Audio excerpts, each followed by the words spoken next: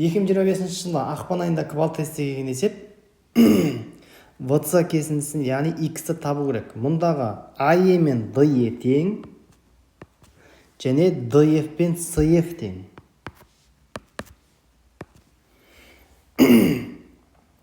Және BE кесіндісі берілген. Бұл есеп менің өзіме келген болатын. Квал тестте отырғанда уақытымда алды.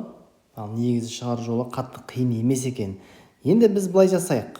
Бұл жерде F бұрышы тік бұрышты, F төбесінен медиана жүргізейік.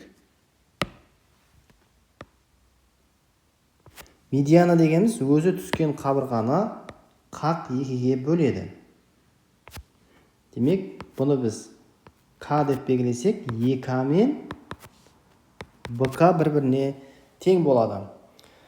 Енді біз мынандай ақпарат бар, оны да дәлелдеудің қажеті жоқ.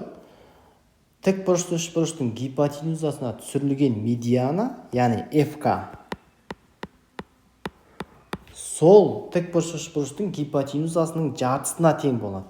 Яғни BE бөлінген 2-ге тең болады.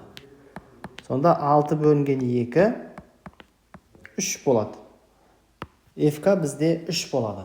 Енді Фалес теоремасы бойынша FK дегеніміз BE және CD-ның орталары ғой.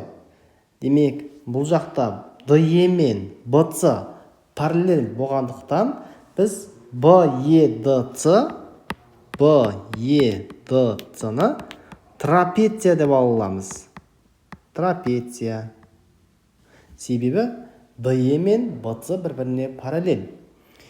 Енді бұл трапеция болса, онда FK дегеніміз осы трапецияның орта сызығы болады. Орта сызығы. Ал енді ары қарай орта сызықтың формуласын қолдана саламыз. Яғни FK дегеніміз ED мен BC-ның қосындысының жартысына тең. Енді BC дегеніміз бізде X, ал ED дегеніміз, E дегеніміз қақ ортасы ғой. Ендеше ED дегеніміз бізде X бөлінген 2 болады. Сонда біздің теңдеуіміз андай болады екен. ED дегеніміз X, BC дегеніміз X бөлінген 2. Осының жартысы орта сызық 3-ке тең бола салады. Болды, осы жерден X таба саламыз. Мына жақта 2 мен 3 көбейтіп кетеді. X-ке X бөлінген 2-ні қоссақ, бізде 3X бөлінген 2 болады. Және мына жақта 2 мен 3 көбейтілгенде 6 болады. 3X тең 12 болады, X тең 4 болады.